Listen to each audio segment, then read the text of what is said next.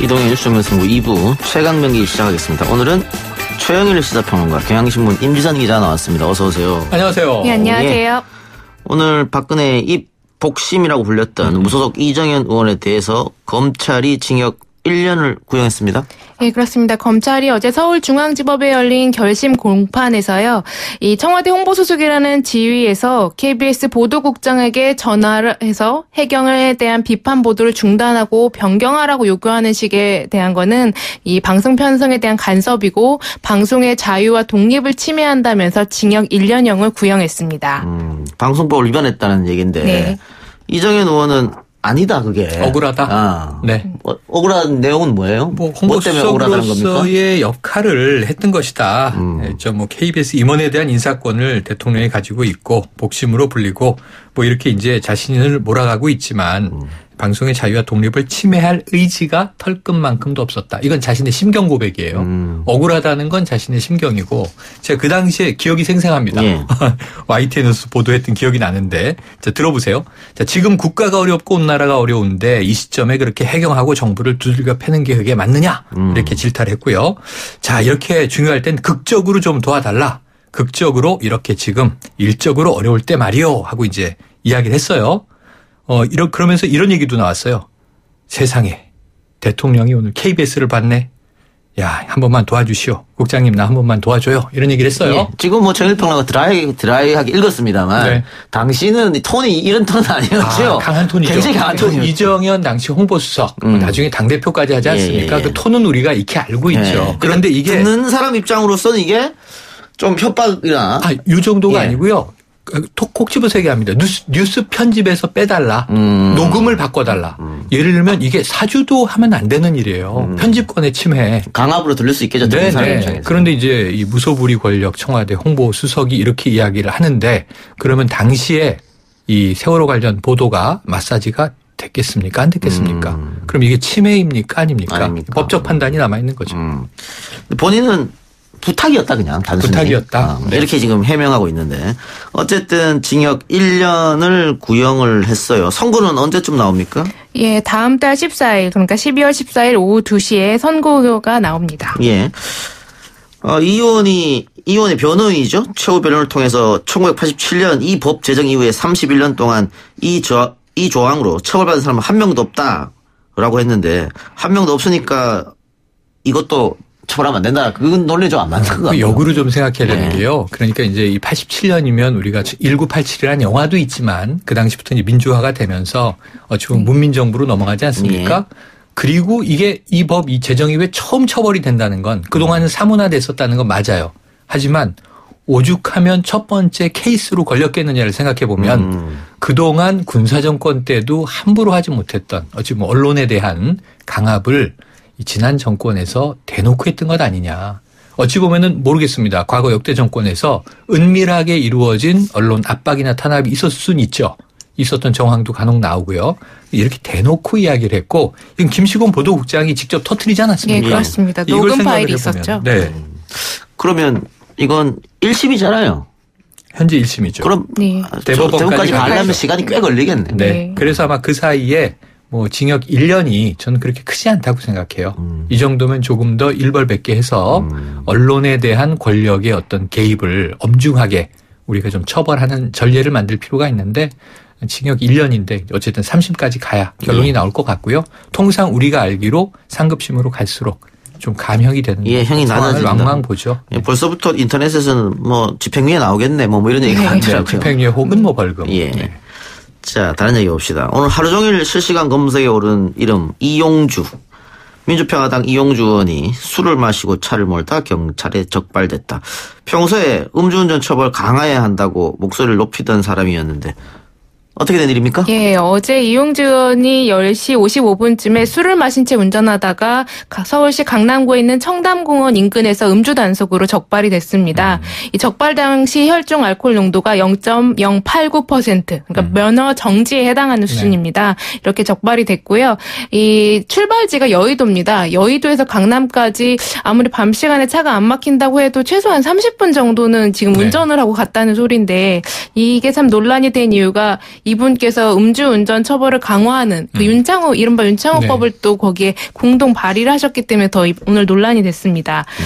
이 의원은 이 국정감사 끝나고 해서 같은 상임위 소속의 다른 의원실들과 이 회식 차원에서 끝나고 운전하고 갔다고 하는데요. 좀 한 가지쯤 보면은 보통 국회의원들은 운전기사가 다 있는데 이분은 원래 평소에도 이렇게 직접 운전을 하고 다니신다고 하더라고요. 워낙 검소하다고 강변하셨었어요. 이 주택을 많이 보유하고 계신 게 드러나고 이건 우리 집사람과 내가 검소하게 살아서 마련한 것이다 해서 집 없는 사람들을 좀 허탈하게 만드신 바 있는데 저는 이게 31일에 회식할 수 있죠. 있죠. 예. 그리고 저기 상임위 또 국정감사 다 끝났고 회식해야 됩니다. 뭐 친분도 다지고 별산도 하고 문제는 회식하고 왜 운전대를 본인이 잡으시냐 이거예요. 그러니까 이게 0.089면은 꽤 많이 마신 거잖아요. 마신 게 0.05 이상이면 면허 정지. 그렇죠. 그 일정 기간. 그 0.1 이상이면 면허 취소인데 사실 0.01만큼 더 드셨으면 소주 한 잔 더 드셨으면 지금 이게 취소 사유가 되는 수치까지 갈 뻔했어요. 그런데 그게 아니고 지금 윤창호법 자체의 취지가 0.05 이상 면허 정지를 0.03%로 낮추자는 거예요. 그리고 본인이 SNS에 쓴 글이 지금 회자되고 있는데 현재 이 시간에 이용주 의원 이름이 실검 1위입니다. 뭐라고 쓰셨냐면 음주운전은 살인행위다. 네, 실수가 아닌 살인행위다라고 본인이 쓰셨습니다. 왜 그러셨을까요? 그러니까 그 이동영의 뉴스 정면승부의 고정 패널이기도 한데. 아니 이게 워낙 이 사실 지난 국정농단 때 청문회 스타가 되셨잖아요. 우리가 예스 노 한마디로 답하시오 이 기억나잖아요. 그 탁성의 목소리. 그리고 굉장히 친근감이 있고 검사 출신이라 나름 어떤 사안들에서 예리함을 갖추신 분이에요. 그런데 이해가 안 되는 대리운전 부르면 되잖아요. 그렇죠. 금방 오는데. 여의도에서 강남 그렇게 또 멀지도 않고 11시만 안 막히는 시간대인데 왜 그러셨을까요? 어쨌든 자숙의 시간을 갖겠다고요? 예, 오늘 입장문을 발표하셨는데요. 큰 실망을 안겨드려서 진심으로 반성하고 사죄드린다면서 음주운전은 용납할 수 없는 행위고 스스로도 용납할 수 없다면서 앞으로 깊은 반성과 자숙의 시간을 갖겠다고 밝혔습니다. 뭐 자숙의 시간만 갖고는 되는 게 아니고 결국은 이것도 범죄의 일부이기 때문에 벌금 정도 나오겠네요. 0.089. 벌금 정도 나오고 면허 정지는 면허 정지는 이제 할 수밖에 없는데 불가피한데 문제는 지금 이제 회자되는 것은 정동영 당대표에게 징계해야 되는 것 아니냐. 왜냐하면 여론이 너무 나쁘니까. 왜냐하면 국회의원의 자숙이 뭘까요? 국회의원 자숙은 뭘까요? 국회 안 나오고 집에서 쉬나요? 그럴 순 없죠. 네, 국회 의정활동 정기 국회고 이제 예산 국회입니다. 할 일 많고 그리고 또 연말까지 처리해야 될 지금 이 민생 법안들 쌓여 있습니다. 국회 일 안 한다고 난리인데 국회의원의 자숙이 만약 쉬는 거라면 그것도 용납할 수 없으므로 일은 하시고 배치 뗄 게 아니면 일은 하시고 제 생각에는 음주운전 걸렸다고 뭐 이 의원직 사퇴하는 분은 지금까지 본 적이 없으니까요. 그럼 여기서 이제 당내 징계가 어느 수위에서 국민들의 좀 마음을 풀어줄 수 있는 정도가 될 거냐 이 정도로 봅니다. 근데 저는 뭐 이번 기사 네티즌 댓글에 비슷한 내용의 댓글이 많던데 그래도 세상이 많이 좋아진 것 같다. 과거 같으면 국회의원이었으면 그냥 통과했을 텐데 이제는 예외가 없다. 지나갔을 수 있겠죠. 그렇죠. 그런데 저는 이렇게 생각을 해요. 연예인은 사실 공인은 아닌데. 그렇죠. 유명이죠, 유명인. 유명인 셀럽인데 공인화 로 여겨지죠. 우리나라에서는. 이윤이 있습니다. 청소년들에게 영향을 주고 선망의 대상이고 돈도 많이 벌고 인기를 갖고 있는데 공인처럼 행동하라. 사회적 영향이 크니까. 근데 국회의원은 정말 공인이거든요. 그런 면에서는 사회적 파장이 큰데 요즘에 연예인 이 음주운전 한번 걸리면 어떻게 됩니까? 1년 동안 방송 쉬고 그럽니다. 작품도 못 들어가고. 국회의원 입장에서도 명실공히 공인이신 만큼 책임지는 모습을 보여주시는 게 앞으로 여기에 대해서는 뒤탈이 없는 게 아닐까 하는 생각도 권고드려 봅니다. 예. 다른 얘기 봅시다. 문재인 대통령의 시정연설로 정치권이 본격적으로 예산 정국에 돌입했습니다. 그런데 청와대가 경제 투톱인 김동연 부총리와 장하성 정책실장의 교체설이 나왔고 또 그 윤영찬 수석이 들은 바 없다. 뭐 이렇게 얘기하고 있는데 계속 소위 말하는 찌라시라 그러죠. 돌고 있는 것 같아요. 이 교체설이 사실상 지금 거의 기정사실화된 게 아닌가 싶은데요. 일단 교체설이 처음 나온 건 10월 중순 정도 됩니다. 그 당시만 해도 청와대 김의겸 대변인은 유감이다. 이 보도에서 완전 오보다라고 얘기했는데 지금 그 해명 수위가 점점 좀 달라지고 있습니다. 뭐 들은 바 없다 해서 오늘 나온 얘기는 대통령의 결심이 서지 않았다. 이렇게 약간 미묘한 차이가 있죠. 오보다 해서 결심이 서지 않았다는 거는 뭐 언제든 교체는 기정사실화 되는데 사인을 언제 하느냐 또는 달리 해석하면은 교체는 하지만 다음을 누가 시키느냐 그 인선 작업이 아직 완료되지 않았다 이런 메시지로도 해석이 되고 있고요.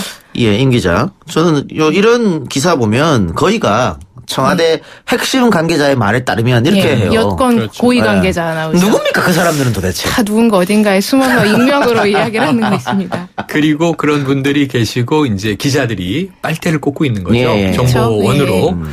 그런데 저는 오늘도 신문 보니까 뭐 이 투탑, 사령탑, 교체 확실시, 교체 확정적, 사실상 확정 이렇게 다 보도가 되고 있는데 아직은 모른다는 생각이 들어요. 예, 왜냐면 그거 꽤 오래전부터 그런 얘기 특히 김동연 부총리 나왔는데 사의를 표했다는 이야기도 있었고. 근데 다 아닌 걸로 밝혀졌습니다. 청와대가 만류했고 문재인 대통령의 결심이 서지 않았다. 내부에선 이렇게 이야기를 하지만 제가 보기엔 이것은 또 혹시 어쩌면 언론과 내부 일부의 흔들기일 수도 있다. 그럴 수도 추정을 해봅니다. 왜냐하면 지금 홍남기 국무조정실장에 대한 인사검증에 들어갔다. 왜? 청문회를 대비해서.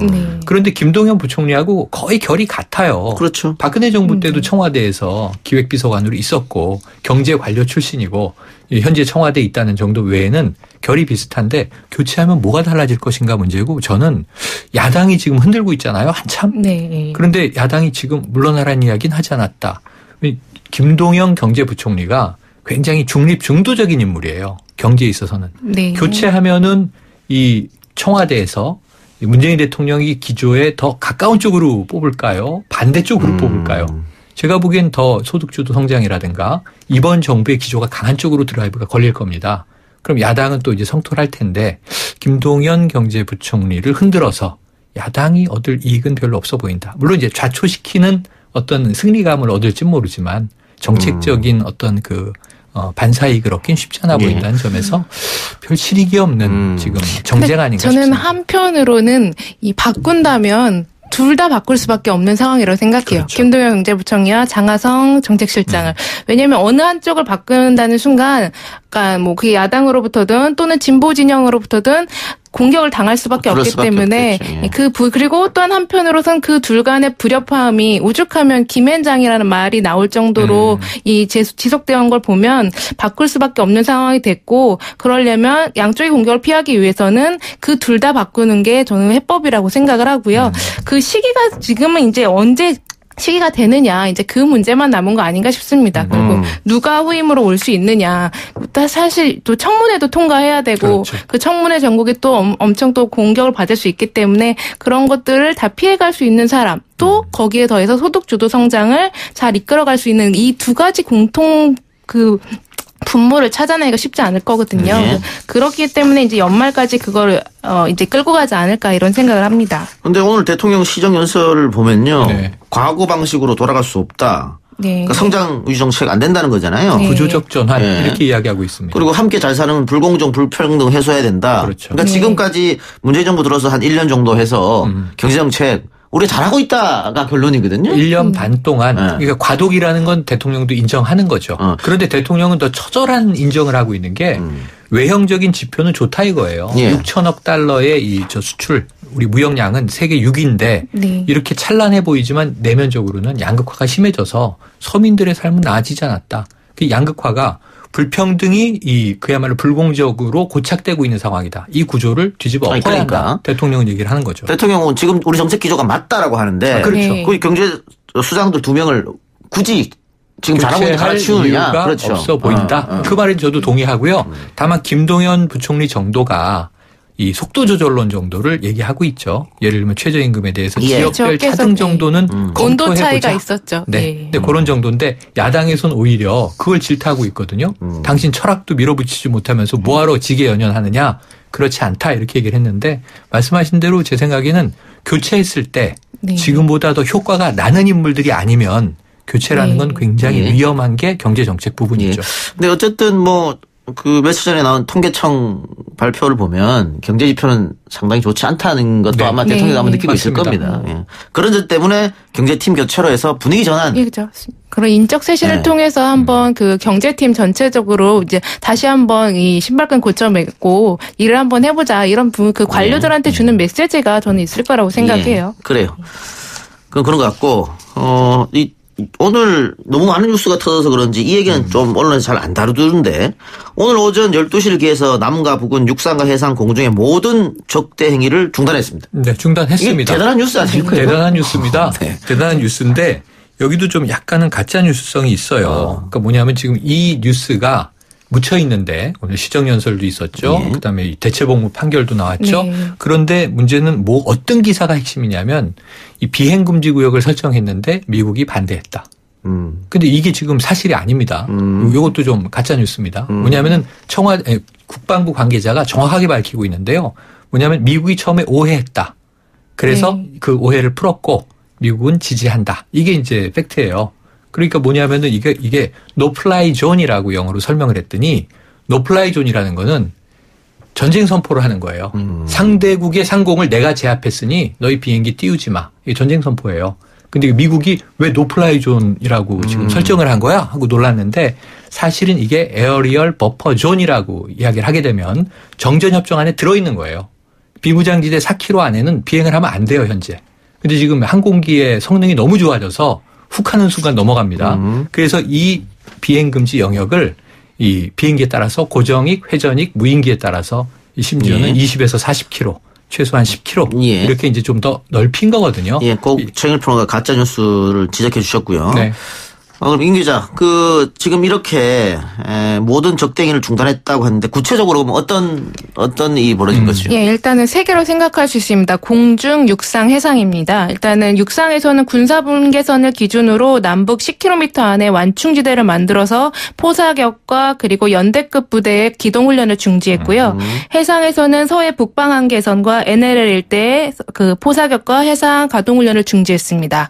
그리고 공중에서는 군사분계선 기준으로 서쪽 20km 그리고 동쪽 40km에서 비행 금지 구역을 설치했습니다. 그러니까 이 세 개 분야에서 모두 적대에게를 중지한 거죠. 예. 그리고 뭐 조금 더 나가면은 당연히 협력과 교류가 있어야 될 테고 군축 얘기도 나오겠죠. 군축 얘기도 나오겠죠. 그렇죠. 예. 그래서 그나마 지금 평화가 방점인데 대통령 오늘 시정연설에도 후반에 강조됐습니다만 비무장지대가 이제 명실공히 비무장화됐다. 네. 이게 중요한 것 같습니다. 알겠습니다. 오늘 두 분 말씀 여기까지만 듣겠습니다. 수고하셨습니다. 고맙습니다. 감사합니다.